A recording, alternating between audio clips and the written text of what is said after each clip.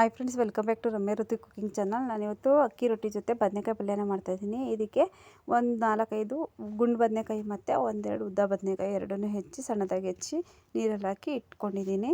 ಈಗ ಹಾಗೆ ಒಗ್ಗರಣೆಗೆ ಹಸಿಮೆಣಸಿನ್ಕಾಯಿ, 4 ಟೊಮೆಟೊ, 2 ದಪ್ಪದ ಈರುಳ್ಳಿ, ಸ್ವಲ್ಪ ಕರ್ಬೇವಿನ ಸೊಪ್ಪು ಇಷ್ಟನ್ನು ರೆಡಿ ಮಾಡಿ ಇಟ್ಕೊಂಡಿದ್ದೀನಿ. ಹಾಗೆ ಗ್ಯಾಸ್ ಸ್ಟವ್ನ ಹಚ್ಚಿ ಒಂದು ಬಾಣಲಿನ ಎಣ್ಣೆ ಹಾಕಿ ಕಾಯೋದಕ್ಕೆ ಇಟ್ಕೊಳ್ತಾ ಇದ್ದೀನಿ.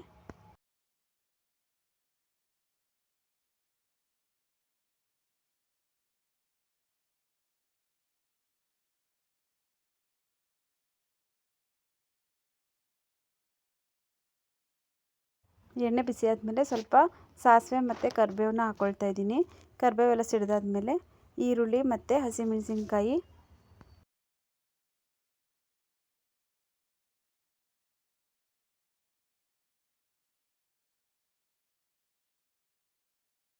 ಹಾಕ್ಕೊಂಡು ಚೆನ್ನಾಗಿ ನಾನು ಫ್ರೈ ಮಾಡ್ಕೊಳ್ತಾ ಇದ್ದೀನಿ. ಈರುಳ್ಳಿ ಚೆನ್ನಾಗಿ ಎಣ್ಣೆನಲ್ಲೇ ಸಾಫ್ಟ್ ಆಗೋವರೆಗೂ ನಾನು ಫ್ರೈ ಮಾಡ್ಕೊಳ್ತೀನಿ.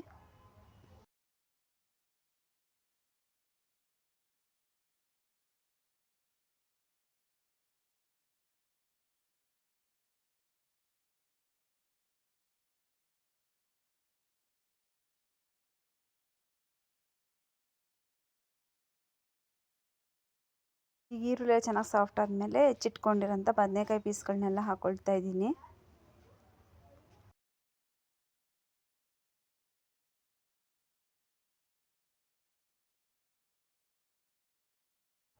ಇದೆಲ್ಲ ಹಾಕಿದಾದ್ಮೇಲೆ ಚೆನ್ನಾಗಿ ಒಂದ್ಸಲ ಮಿಕ್ಸ್ ಮಾಡ್ಕೊಬೇಕು.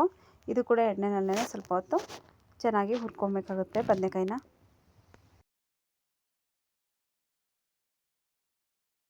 ಈಗ ಇದಕ್ಕೆ ಸ್ವಲ್ಪ ಅರಿಶಿನ ಪುಡಿನ ಸೇರಿಸ್ಕೊಳ್ತಾ ಇದ್ದೀನಿ.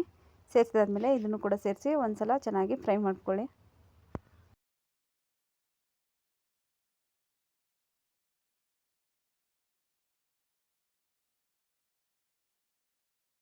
ಈಗ ಹೆಚ್ಚಿಟ್ಕೊಂಡಿರೋಂಥ ಟೊಮೆಟೊ ಹಣ್ಣನ್ನು ಸೇರಿಸ್ಕೊಳ್ತಾ ಇದ್ದೀನಿ.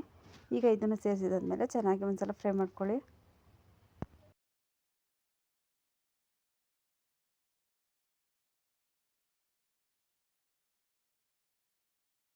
ಟೊಮೆಟೊ ಕೂಡ ಚೆನ್ನಾಗಿ ಸ್ಮ್ಯಾಶ್ ಆಗೋ ರೀತಿಯಲ್ಲಿ ಮಿಕ್ಸ್ ಮಾಡಿಕೊಂಡು ಬೇಯಿಸ್ಕೊಬೇಕಾಗುತ್ತೆ. ಈಗ ಇದಕ್ಕೆ ಸ್ವಲ್ಪ ನೀರನ್ನ ಸೇರಿಸ್ಕೊಳ್ತಾ ಇದ್ದೀನಿ ಬೇಯೋದಕ್ಕೆ.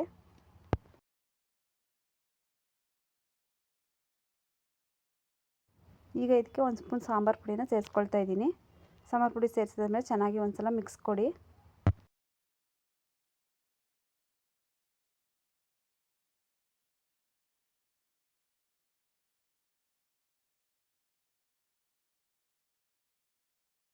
ಈಗ ಪ್ಲೇಟ್ ಮುಚ್ಚಿ ಸ್ವಲ್ಪ ಹೊತ್ತು ಬೇಯೋದಕ್ಕೆ ಇಡ್ತಾ ಇದ್ದೀನಿ.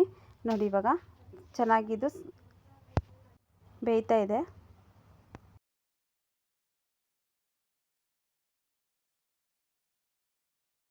ಇದು ತಳ ಹಿಡಿದೇ ಇರೋ ರೀತಿ ಆವಾಗವಾಗ ತಿರುಗಿಸ್ತಾ ಇರಬೇಕು. ಇವಾಗ ಚೆನ್ನಾಗಿ ಸಾಫ್ಟಾಗಿ ಬೆಂದಿದೆ ಇದೆಲ್ಲ.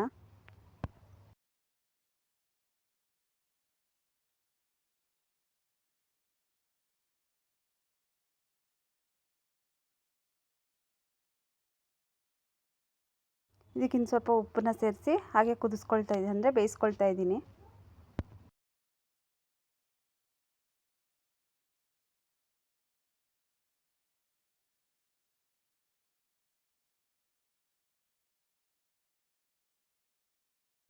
ಆಲ್ಮೋಸ್ಟ್ ಪಲ್ಯ ರೆಡಿಯಾಗಿದೆ. ಒಂದೇ ಥರ ಪಲ್ಯನ ತಿಂತ ಬೇಜಾರು ಅನಿಸಿದಾಗ ಈ ರೀತಿ ಪಲ್ಯ ಮಾಡ್ಕೊಳ್ಳಿ. ನೀವು ಟ್ರೈ ಮಾಡಿ. Thanks for watching.